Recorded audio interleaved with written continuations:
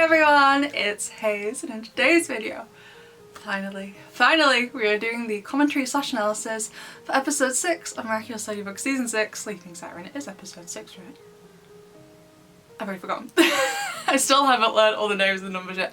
I'm getting this. Because they released them all at once, I was okay during season 4 because we like got 1 or 2 at a time, so I learnt them as we went, but when they released them all together, I'm like, I'm not good with remembering names. It takes me a while to get names down. But anyway, if you're wondering why this video is 2 days late, because as you all know, if it's a French dub or an English dub release, I pretty much usually film on the day it releases, and if it's a release by Glue, because they release so late at night for me, I do my video the day after. So if you're wondering why we're so late, basically I got a new job. I've been looking for a job for 6 months, finally got one, but it's shift based. So I'm working some days of the week, and like it's different every week. Like, so for example, the other week for Mr. Agrest, I was working Monday, Tuesday, and then Glue were airing the episode Tuesday night, so I could film on Wednesday because I wasn't working. However, this week I was working Wednesday, Thursday, and the episode came out on Wednesday, so there's nothing I can do about it. But anyway, we're here now. I managed to avoid all spoilers, and I did really enjoy it. But before I say anything else, I'm about to spoil the entire episode for you, so please go and make sure you've watched it before you watch the rest of this video. I also got a mushroom. He's fun. But if you're wondering what my new job is, I am working in a bookshop. It's a lot of fun. I am lifting a lot of books. By the end of the year, I'm sure I'm gonna be as ripped as Larry the Lobster from SpongeBob. Anyway, let's get into the episode. So overall, I would give this episode a 9 out of 10. I think the writing was really good. I think it was paced really well. I loved how, obviously Marinette is always going to be the main character, but I loved that the focus was more on Undyne and Kim, and she was kind of more secondary. A bit like what they did with the ruler, where Marinette was still there, but Nathaniel and Marg were the focus. Really enjoyed that about it. I thought it was well paced. Just, yeah, it was great. And I also loved the fairy tale element of the episode.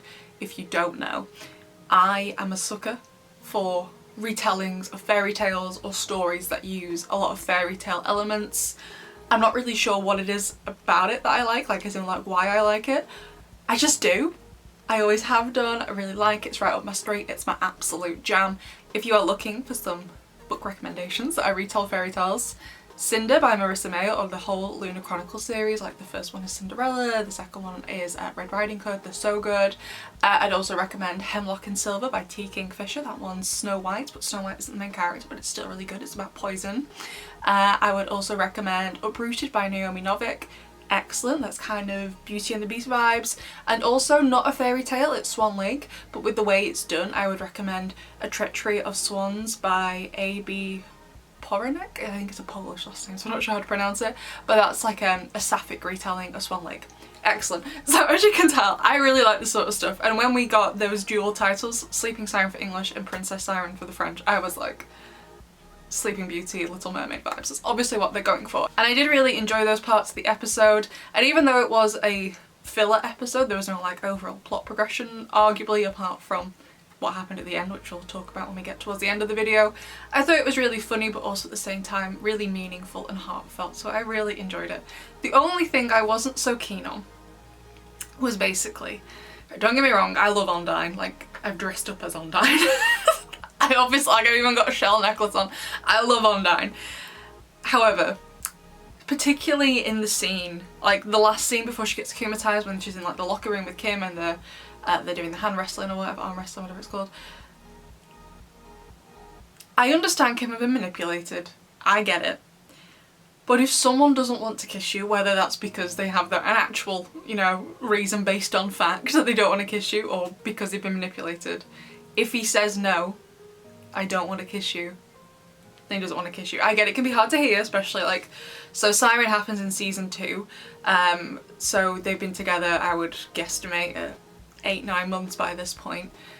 I understand it's difficult, especially when you really want that, but if he says no for whatever reason, you gotta respect that, and I just felt she was just being a bit, I get she was upset, I get she was angry, but I just felt like she was just being, like, just not acknowledging how he felt about it and his consent, basically. So yeah, wasn't really a fan of basically kind of like how she was in that scene.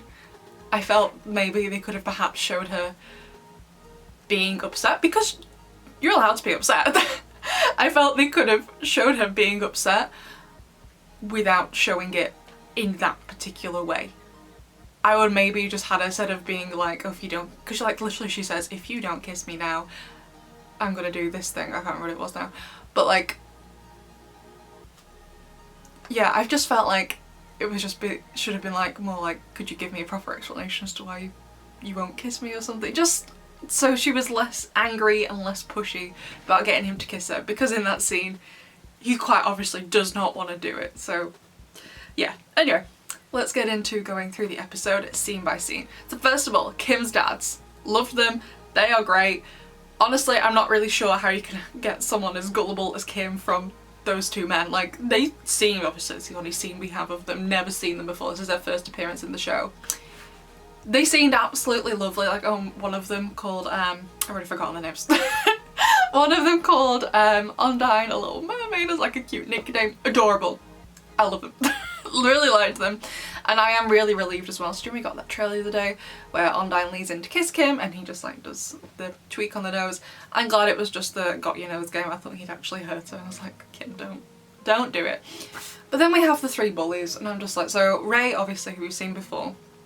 Then it was Loic, Loic, I think that's how you pronounce it. I don't know. I'm pretty sure this is a French name, or at least it's not a name I've ever heard before. And then Nelson.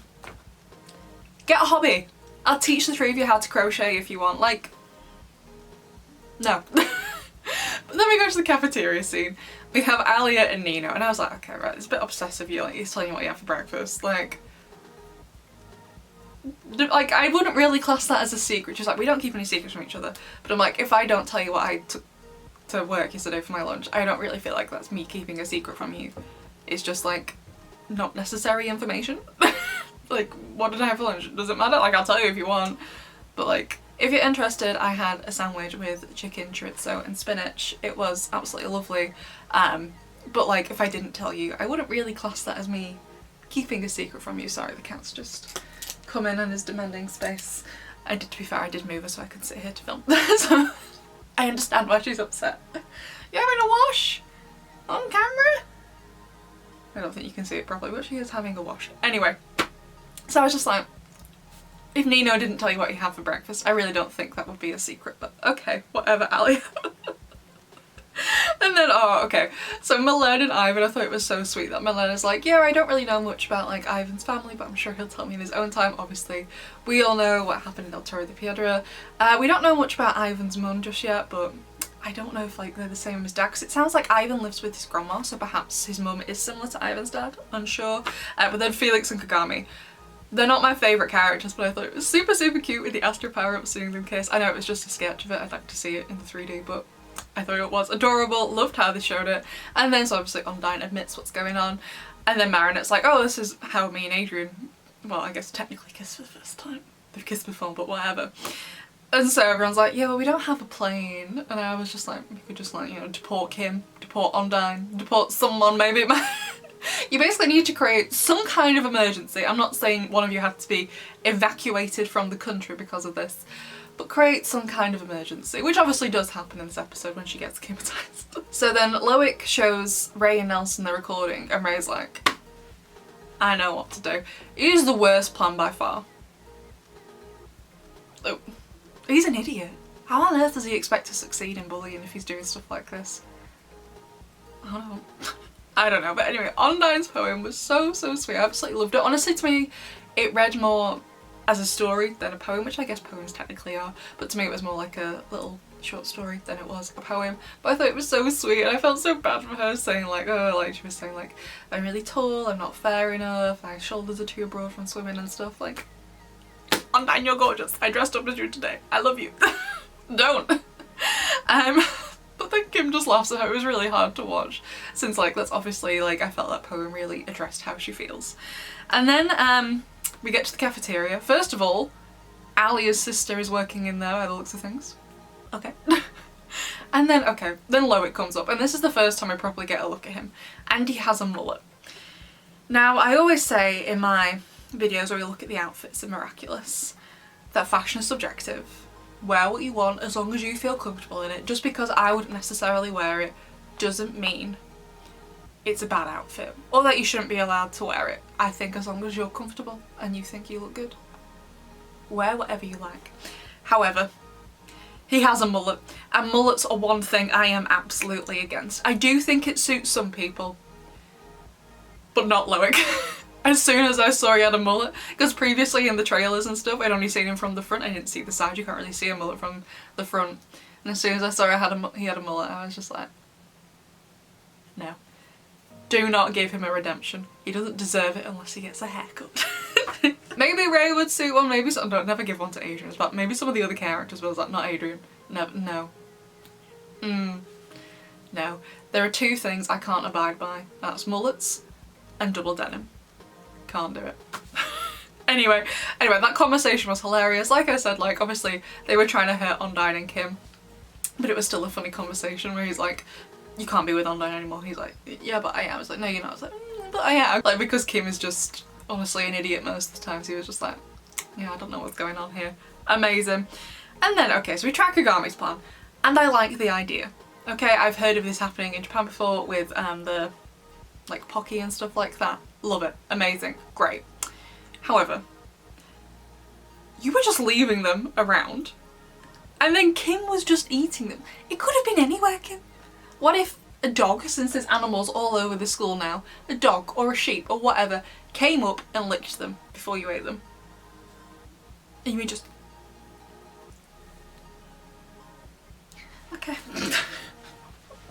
Although, to be fair, even though I had heard of this game, I would have to have been told, like, that's what you wanted me to do. When Undyne's there and she's like, oh my god, Kim, how dare you just take this from me? I'm like, well, you didn't actually tell him what to do.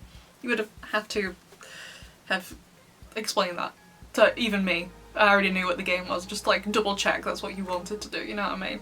But then we have the conversation with Nelson, and this really did annoy me. Like, Kim, like, at first it was like, no, that only happens in Fairy Tale, but he just kept going on about it with the swimming bacteria, and then because she's taller than him, I'm so, no.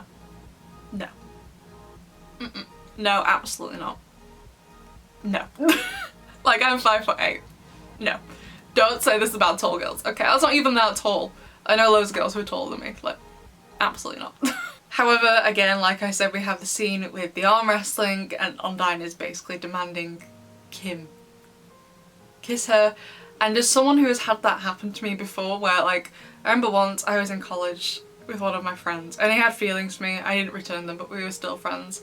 And I got up to put something in the bin, and the seat I had, I really liked it. It was in like this big window ledge we had where I could lean against the wall and read. And I got up to put something in the bin, and when I turned around and came back, he had moved to sit there. So I was like, fine. I was like, oh, can I have my seat back? And he was like, you can if you kiss me. And I was like, no. So I grabbed my things and I left. Absolutely not. He apologised afterwards, but I was just like, no, we're not doing that. So I did just felt the scene was a bit... I just made me feel uncomfortable, basically, which is why it's not a full 10 out of 10. I definitely felt they could have showed Undyne being upset and wants to know why Kim isn't okay with it. Like, I think that's a fine conversation to have with your partner, wondering why they're not okay with said thing. But getting upset and angry and offering ultimatums if they don't do this thing that they are quite clearly uncomfortable to do. I understand Kim had been manipulated, but like, he clearly didn't want to do it. So I was just like, just leave it. You know what I mean? It just made me feel really uncomfortable, to be honest. However, with that being said, I really enjoyed Undyne's Akuma sequence where she's swimming around and Chrissy Pop manipulating her with like all the different like fairy tale stuff, like Prince Charming, or what should she say, you need a good fairy to like come and help you and stuff. And then she gets akumatized, Paris floods. Obviously Marinette knows who it was. So she's like pretty annoyed at Kim, which she rightfully would be after the things he said to her. He wasn't very nice. But then she's like, I need to get that Miraculous back from him. He's like not worthy. And I was like, oh yes, Marinette, getting so annoyed. But honestly, I'm surprised she hasn't thought that before, because first of all, she didn't give it to him in the first place. It was Master Fu back in Party Crasher. And then second of all, after what we saw had happened in Derision, I honestly was surprised that she was comfortable with him being on the hero team. I'm pretty sure Marinette had worked out Chloe had manipulated Kim, but like at the same time, just because Chloe had done that, that doesn't make what Kim did okay, you know what I mean? So I have been surprised the longest time that Marinette seemed okay with having him on the hero team. So I really, really loved how angry she got, and then we saw Undyne's Akuma form and she looked absolutely gorgeous, so like a mermaid but like wearing a dress with all the pearls. Stunning. Then we had Kim doing a Marinette, getting in a bin. And then oh my god, the toads. The toads were adorable. If I knew anything about looking after toads or frogs or whatever, I'd take one of them home with me because oh my god. So, so cute. But then Ladybug, again getting angry, just basically deletes Kim's number, King Monkey's number, from her yo-yo. Excellent. The Aqua Power-Up transformations was so, so cool. Really enjoyed them. And whilst Ladybug, Cat Noir and Ryuko were underwater, everyone else was working together as a team. They were all really, really good. We had Max with the portals. Voyage, I forgot the name of it. Carapace with the shelter, everyone else fighting. Polymouse looked like she was doing a lot. I really, really enjoyed it. I'm looking forward to it, but I'm also concerned to see how they would handle an episode where they have more of the team in. I'm assuming they're waiting to use them like heavily until the season finale, because like there wasn't really much dialogue from them. They had like a brief chat together with Ladybug in charge. Miss Hound is like, Minotaurus is missing. And Ladybug's like, yeah, well, we have to do without him, so is King Monkey. Anyway, let's go. And then other than like hearing Carapace say shelter and stuff like that, none of the other heroes really say anything else. So I would be intrigued to see how they would handle an episode where they are going to use all the team and all of them have dialogue, and see how well balanced it is. So for now I was happy with this, since the focus wasn't on that, the focus was on Undyne, but I still really, really enjoyed it. So Ladybug, Cat Noir and Ryuko go underwater, and this was another thing I was a bit unsure of. So I was like, why did you need Kagami to fight them? Because Ladybug and Cat Noir could have done it themselves. You know what I mean? We see the other heroes fighting off the shark guards and they're having no problems with it, so presumably Ladybug and Cat Noir could do that as well. Or is it just because you were like, oh, we have another person who has like a water-based power, we've got our aqua power-ups, she can come with us for extra backup or whatever? Because I was just like, you didn't technically need Kagami. You could have just fought the shark guards yourself. And then she gets turned into a toad, and honestly I did think it was very convenient that the Dragon Miraculous fell off. Because like in other situations, like in Party Crasher, you were just kind of screwed and everyone was gone. So I did think it was a bit convenient that the Dragon Miraculous fell off, in my opinion. But then Ladybug rescues Kim, shouts at him, and glad he told her the truth so he could have some kind of redemption with her help, obviously, because he didn't understand it wasn't true. And then, what did he throw in the water? To me it looked like a tea bag. But it all fluffs up like candy floss, so I wasn't actually sure what it was, but love the use of the wind dragon. And then they actually get into where Undyne is being kept with the dragon. The dragon was so cool. Again, I really enjoyed all the fairy tale elements. Like Cat Noir was like, these are like all watered down fairy tale elements, and I was like, Cat Noir, be quiet, I like fairy tale elements. That's why I was looking forward to this episode so much. Like I think I said in that little video I did on Wednesday just to say, hey, the analysis won't be up today because I have to work. This one was by far the one that I was most excited for based on episode titles, because I knew it would be straight up my street, which it was. And I loved how they handled the dragon with the quick drying cements, and also again the teamwork where like Ladybug throws the cement in the air and then Cat Noir jumps and he does a cataclysm and it all falls down to the dragon. Excellent. And then, okay, I'm a little bit confused, but I think I've worked it out. So at first Kim thinks the Akuma's in the lipstick tube. He snaps it. It's not there. But then he obviously sniffs the lipstick on her lips and he erases it to get it off, which lipstick doesn't come off like that, by the way. I would know, I wear a lot of it. I'm wearing actually 2 lip products today because one is not enough, we gotta have 2. And then because he touched it with the pencil, which was the uproar item, it turned into something else, which in this case was a snorkel. Because I think I said in my reaction video, I was like, she didn't have a snorkel on her when she was in school. She was like wearing her regular clothing, not her swimming clothing. But that's what I think happened. But I am still a bit about it, just because lipstick doesn't really do that. So I'd wipe it off, but I haven't posted the thumbnail, but it just comes off in a smear, not in bits. If your lipstick's coming off like that, I think it might be expired. I'd see about getting a new one, and maybe also a lip exfoliator because you've been wearing it. I don't think you've been doing your lips any favours. Lipsticks and mascaras are the things you should replace the most out of all makeup products. Those two, okay? And then we get the scene in the cafeteria for the kiss finally, and first of all the music, I'm pretty sure it's from the movie. I love that movie music, it's so good, it was so cute. Where Undyne this time is a lot more understanding. Honestly, I felt they kind of could have done like a lot of the dialogue from the scene in that previous scene in the locker room, but with her like being more upset. So this is the calm version and the one before was the upset version. Because she was like, in this scene, like, yeah, I do want to kiss you, but if you're not ready yet, I'll wait a week, a month, a year, whatever it takes, because I want to be with you. Like, the other scene should have been like that. I get she was upset, but just because you're upset doesn't mean you can start violating your partner's boundaries or whatever. But the kiss, when they finally did it, was so cute, where they just kissed a few times. Adorable, and everyone else was like, shouldn't watch this, and they all just got up and left. Amazing. And then Adrian finally arrives in the episode. He's been missing all day. Also, one thing I said in my reaction is, okay, we're getting quite a few episodes at school, which is great, I love the school environment. But I think the only class they've had so far, which is in the ruler, was the gardening class. But like, we didn't actually see any of the instruction. I just think they were doing that because there was seemed to be a teacher up there with them. But like, they actually, other than the seems like extracurricular classes they had in Thematic, it doesn't actually seem like they've actually had a proper sit-down class yet. Like, I don't even know who the regular teacher is now. It seems like they rock up every day to school, but once they're there, they just kind of do what they like. And then they leave.